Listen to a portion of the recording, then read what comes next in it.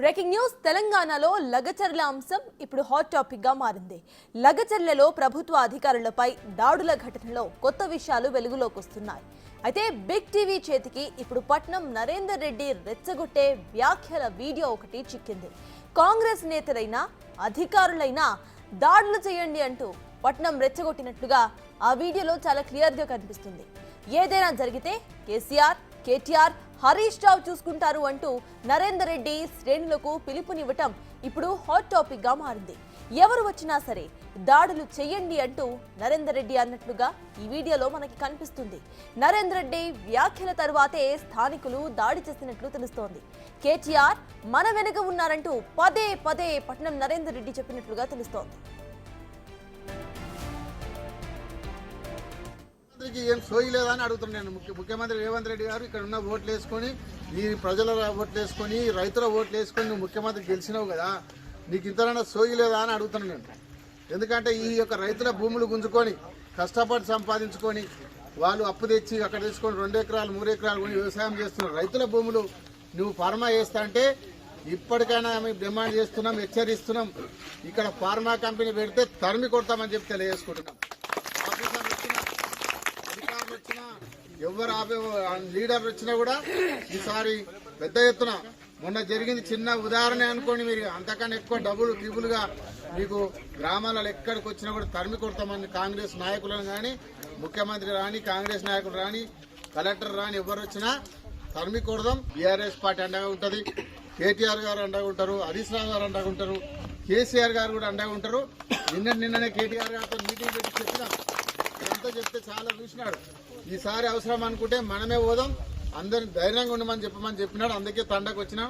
మీరు ఎక్కడ భయపడకండి, ధైర్యంగా ఉండండి. మళ్ళోసారి వస్తే కేటీఆర్ గారిని తీసుకొని మనం ఇక్కడికి వచ్చి పెద్ద ఎత్తున ధర్నా చేసి ఎవరు వస్తారో రాని, పోలీసు వాళ్ళు వస్తారా, అధికారులు వస్తారా, కాంగ్రెస్ లీడర్ వస్తారా, ఎవరు వచ్చినా తరిమి కొడదాం. ధైర్యంగా ఉండండి. మొన్న ఎట్లా జరిగిందో అంతకన్నా డబుల్ చేసి చూపిస్తాం కాబట్టి మీరు ఎవరి భయపడకండి. తప్పకుండా ఈ ఫార్మర్ రద్దు చేసే వరకు మేము వెంబడే ఉండి పోరాటం చేస్తామని చెప్పి మీ అందరూ కూడా తెలియజేసుకుంటూ సెలవు తీసుకుంటాం.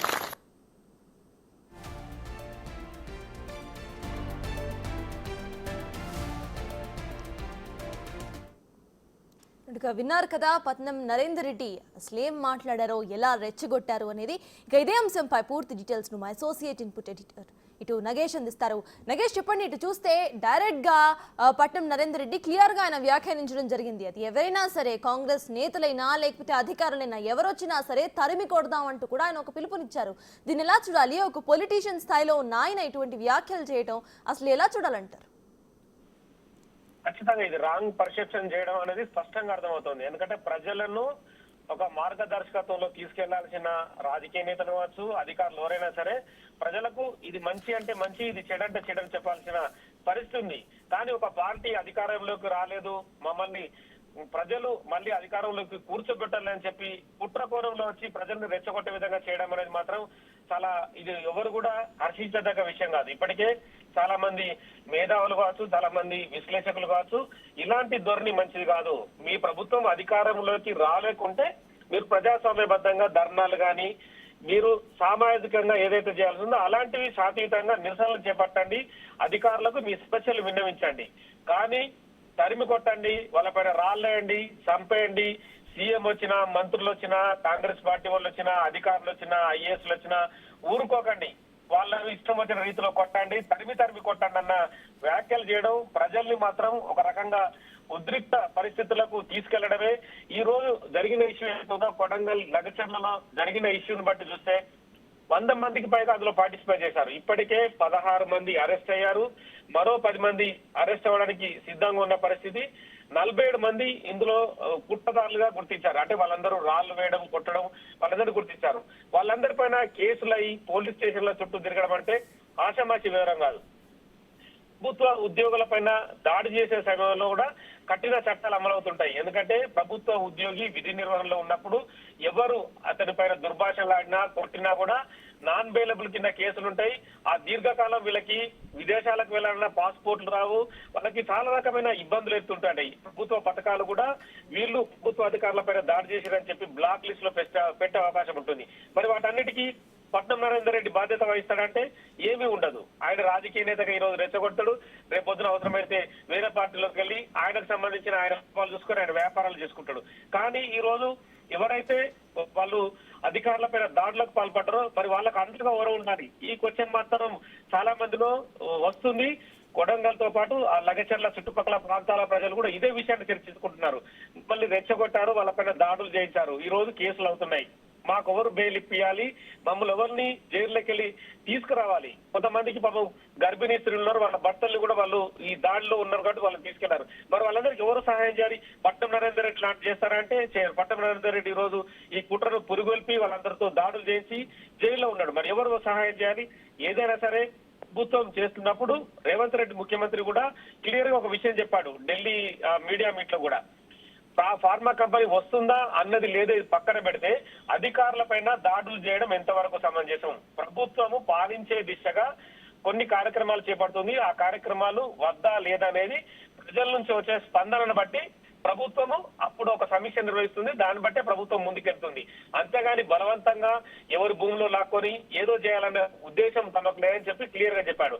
కానీ బీఆర్ఎస్ పార్టీ కేటీఆర్ వైఖరి చూసినా, హరీష్ రావు వైఖరి చూసినా కూడా డైరెక్ట్ గా అటాక్ చేయండి, ఎవడరా మీరు, ఏంద్రా మీరు అన్న యాంగిల్లోనే వాళ్ళు మాటలు దొరికి కూడా అదే కనిపిస్తుంది. ఇవాళ ఒక ట్విట్ కూడా మాజీ మంత్రి కేటీఆర్ ఇదే యాంగిల్లో ట్విట్ చేసిన పరిస్థితి. అంటే ఎంత అసహనం, ఎంత వాళ్ళకి ప్రభుత్వం రాలేదని చెప్పి వాళ్ళకు అధికారం కోల్పోయినాం, తమ దర్పం పోయింది, ఎప్పుడు పోలీసులు తమ వెంట ఉండేవాళ్ళు, దిగిన కాడ నమస్తేలు పెట్టేవారు, ఇవన్నీ కోల్పోయారని చెప్పి ఒక అసహనం అయితే క్లియర్ గా కనిపిస్తుంది. కానీ ఖచ్చితంగా తెలంగాణ ప్రజలు, తెలంగాణ రాష్ట్రం వచ్చిందే ఉద్యమాలతోని, అన్ని స్పష్టంగా గమనిస్తున్నారు అనే విషయాన్ని కూడా వాళ్ళు కూడా తెలుసుకోవాల్సిన అవసరం కనిపిస్తుంది. ఎందుకంటే అధికారుల పైన దాడులు చేస్తే ఇప్పుడు స్పెషల్ అధికారి కడ వెంకటరెడ్డి ఉన్నారు, ఇప్పటికే ఆయన తీవ్ర భయాందోళనకు గురవుతున్నాడు. ఒక ఆర్డీఓ స్థాయి అధికారి, గ్రూప్ 1 నుంచి వచ్చిన అధికారులు ఊర్లలోకి వెళ్ళి పని చేయాలన్నా కూడా ఒకసారి ఇలాంటి రెచ్చగొట్టే ధరని తీసుకొస్తే మిగతా రాష్ట్రంలో కూడా మరి అధికారులు ఊర్లలకు ఎలా వెళ్ళాలి, వాళ్లకు కావాల్సిన ఏదైతే పథకాలు మరి వాళ్ళకి ఎలా చెప్పాలి, పథకాలు ఎలా ఇవ్వాలి అన్న క్వశ్చన్ మాత్రం ఉద్యోగ సంఘాల్లో పెద్ద ఎత్తున వ్యక్తమైంది. వాళ్ళ ఉద్యోగ సంఘాలు కూడా మధ్యాహ్నం లంచ్ సమయంలో రాష్ట్ర వ్యాప్తంగా నల్ల బ్యాడ్జీలు పెట్టుకొని నిరసన కార్యక్రమాలకు దిగుతున్నారు. సెక్రటరియట్ దగ్గర కూడా ఫైర్ స్టేషన్ లో కూడా ఉద్యోగులంతా కూడా పెద్ద ఎత్తున మీట్ అవుతున్న పరిస్థితి. కలెక్టర్ పైన, ఆర్డీఓ పైన, స్పెషల్ ఆఫీసర్ పైన దాడులకు దిగిన వ్యవహారం అయితే ఉద్యోగుల నుంచి తీవ్ర వ్యతిరేకత వ్యక్తం అవుతోంది.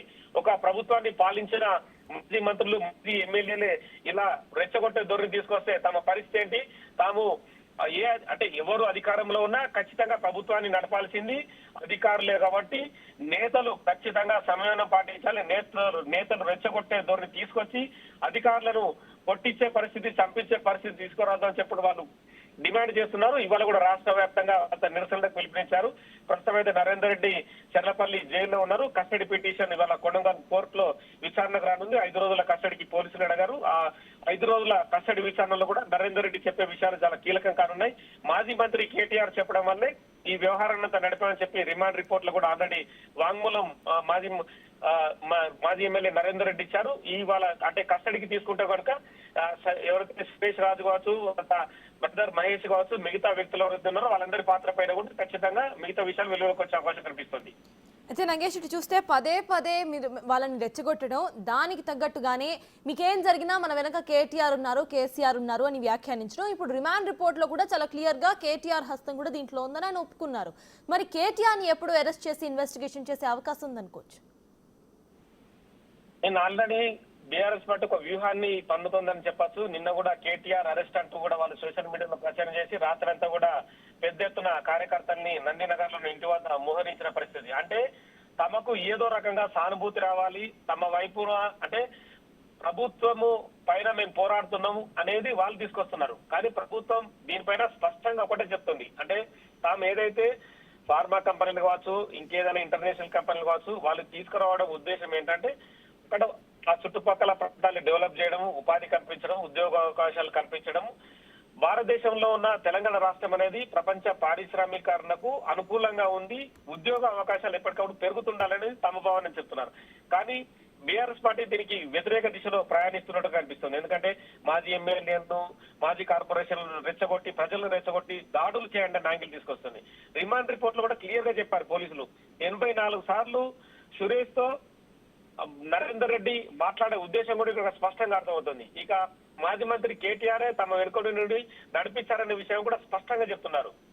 ఇందులో మాజీ మంత్రి హరీష్, అలాగా స్వయంగా బీఆర్ఎస్ పార్టీ అధ్యక్షుడు కేసీఆర్ వెనుక ఉన్నాడు, ఇవన్నీ వాళ్ళే చేపిస్తున్నారనే యాంగిల్ ని స్పష్టంగా వాళ్ళు చెప్పకనే చెప్తున్నారు. మరి ఈ విషయాన్ని కూడా పార్టీ నేతలైన కేసీఆర్ కావచ్చు, కేసీఆర్ కూడా వాళ్ళకి దిశానిర్దేశం చేయాల్సిన కనిపిస్తుంది.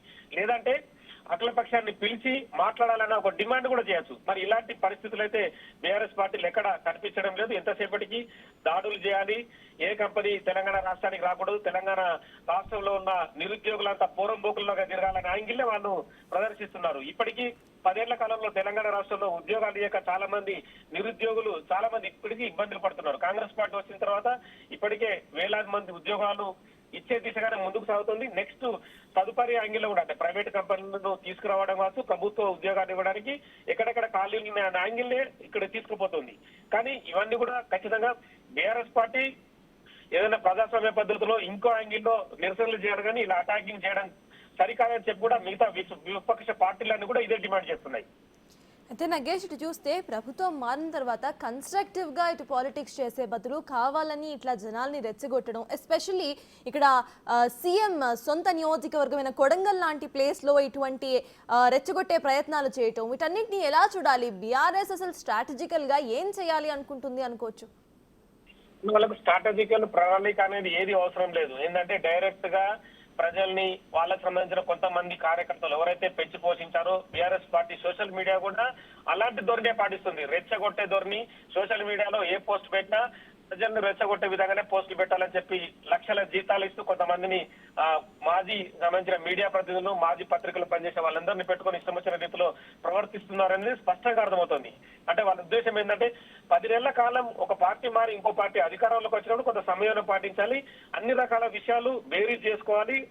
తమకు సంబంధించిన గతంలో ఏవైతే ఆ పథకాలు కావచ్చు, వాటికి సంబంధించిన ప్రాజెక్టులు కావచ్చు, బీఆర్ఎస్ పార్టీ ప్రభుత్వమే ఇప్పటికే రూపకల్పన చేసింది. ఆ రూపకల్పన చేసిన వాటినే కాంగ్రెస్ పార్టీ ఇప్పుడు ఆచరణలోకి తీసుకొస్తుంది.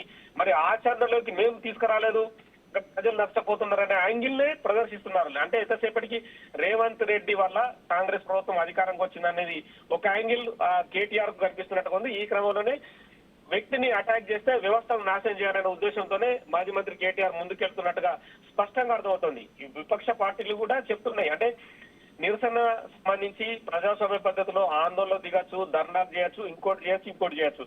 కానీ అవన్నీ ఏం పట్టనట్టుగా ఉంది. అధికారుల పైన రాళ్లు రువ్వడం, చంపే విధంగా కుట్ర చేయడం, హత్య చేసే విధంగా ముందుకెళ్లడం అనేది కూడా చాలా భయభ్రాంతులకు గురిచేస్తుంది. కొద్దిసేపటి క్రితం బైరాముల్ గూడలోని వెంకటరెడ్డి స్పెషల్ ఆఫీసర్ ఇంటికి వెళ్ళినప్పుడు కూడా వాళ్ళ భార్య, ఆ వెంకటరెడ్డి ఆఫీసర్, వాళ్ళ కుటుంబ సభ్యులంతా ఇప్పటికీ గదగద వరికిపోతున్నారు.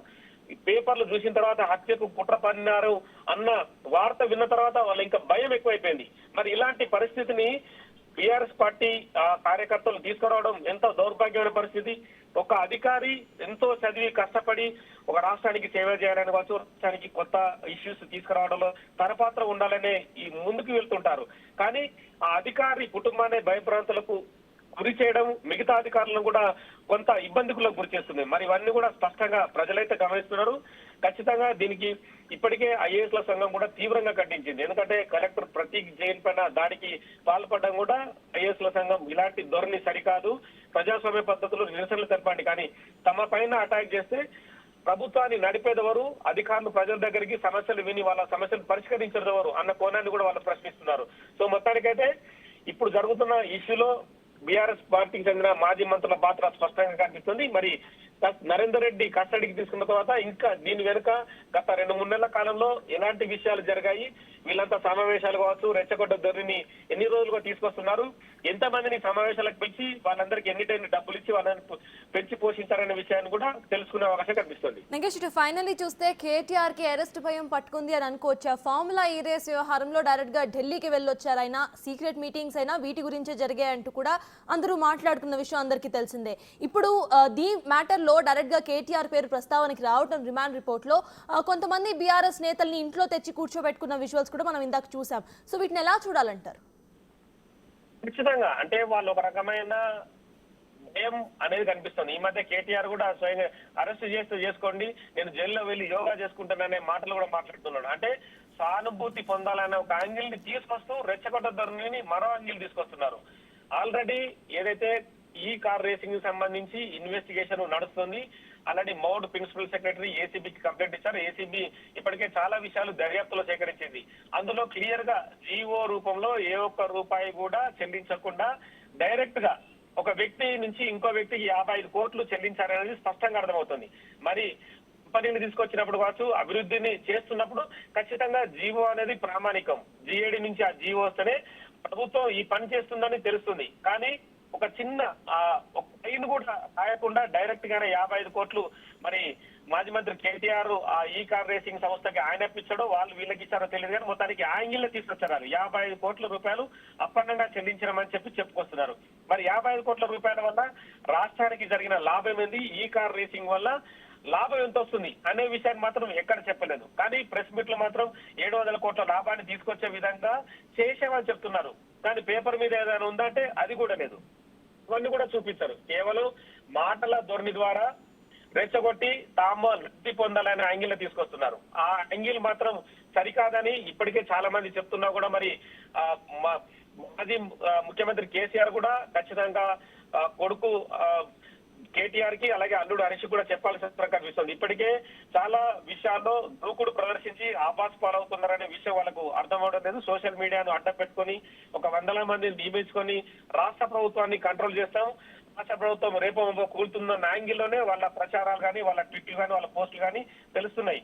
కానీ ఇవన్నీ కూడా ఇన్వెస్టిగేషన్ లో ఎవరిని ఉపేక్షించమని చెప్పి అయితే ప్రభుత్వం ముందుకు వెళ్తుంది. స్వయంగా ఇప్పుడు అరెస్ట్ అయిన పట్నం నరేందర్ రెడ్డి కూడా స్వయంగా ఒక పార్టీ ఇప్పుడున్న కాంగ్రెస్ పార్టీల నేతకు బ్రదరే, అయినా కూడా ప్రభుత్వం ఉపేక్షించలేదు. ఎవరైతే తప్పు చేసిన వాళ్ళనో శిక్ష అనుభవించాల్సిందని చెప్పి జైలుకు పంపింది. మరి స్పష్టమైన ధోరణి కూడా బీఆర్ఎస్ పార్టీ నేతలకు ఇప్పటికైతే అర్థం కావడం లేదు. మరి అర్థం చేసుకుంటారా లేదా అనేది కూడా తెలియాల్సి ఉంది. కాసేపటి తర్వాత మాజీ మంత్రి మళ్ళీ కేటీఆర్ చిట్ చాట్ పార్టీ నేతలతో మీడియా ప్రతినిధులు పిలిచారు. పార్టీ నేతలతో పెడుతుంది. అందులో ఏం మాట్లాడతారనేది కూడా అది చూడాల్సిన అవసరం కనిపిస్తుంది. Right, thank you Nagesh.